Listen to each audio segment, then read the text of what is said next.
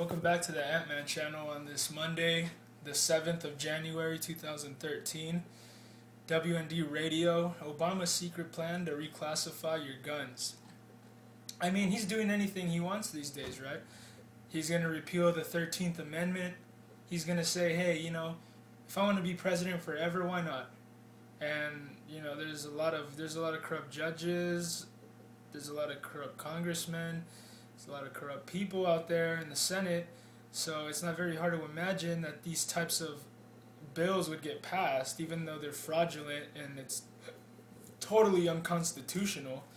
But it doesn't matter anymore, see? The only people that are going to uphold the honor of the Constitution are the people, not the government. The government doesn't want you to really care about the Constitution because there's too much freedom in there. It takes the power away from them. They don't want that. So as long as you pay attention to only football, then they're happy with you. Let's see.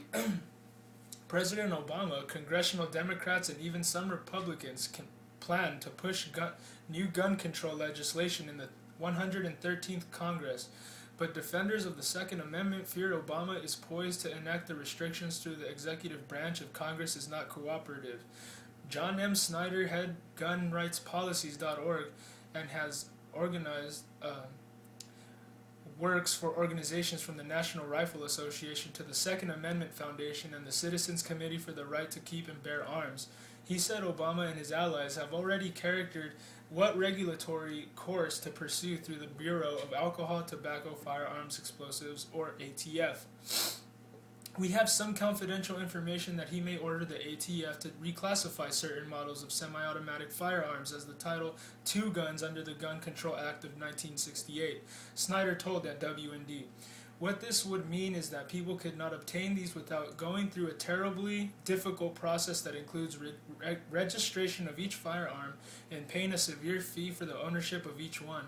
Snyder said an even more drastic approach from Obama would be to try to ban semi-automatic weapons altogether.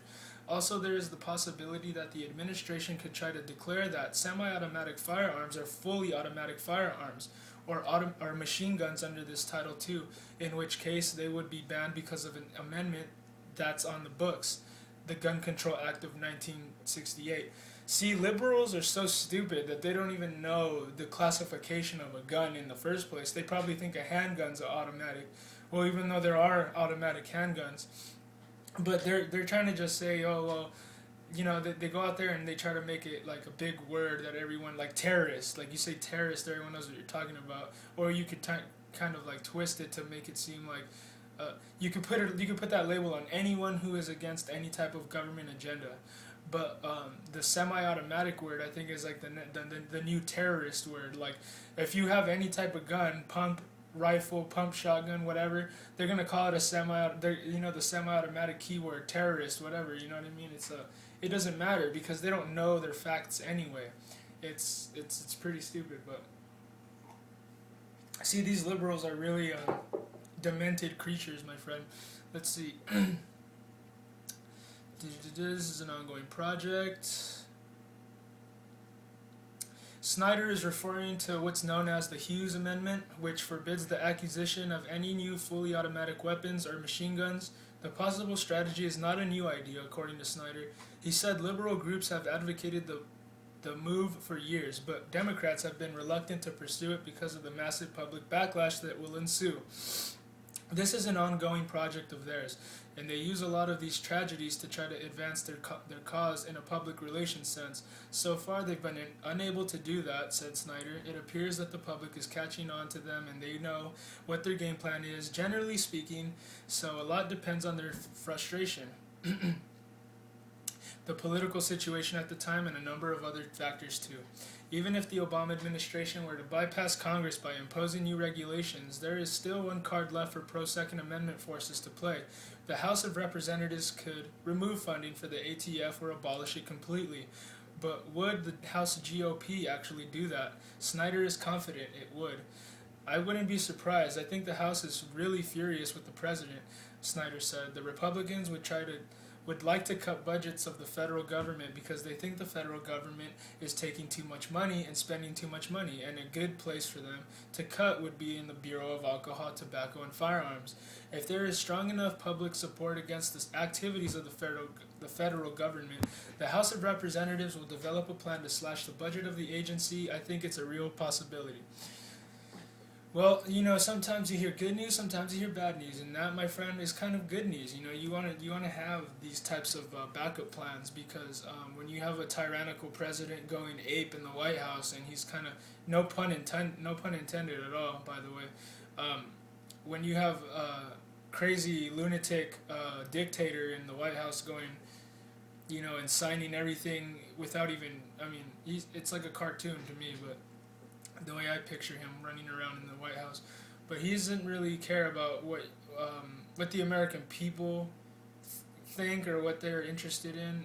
He's just kind of like, all right, well, I got my own thing going on, and I'm gonna continue to play puppet games with you and totally be fake, and you don't really know who I am. But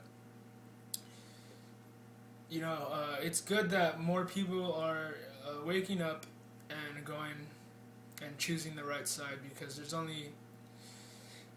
you can only serve one master, and there are only two sides. It's not as diverse as Fox makes you think, with playing each other off on each other. There's only two sides. There's only good and there's only bad. Being bad's easy. You see, it comes natural to you. Doesn't take any effort. You don't have to feel bad about what you do to people, how inconsiderate you are. Even when somebody does something nice for you, like you don't have to even say thank you. It's easy, It's easy to be totally just not appreciate anything and just not be grateful for anything that you have. It's very easy to be that way.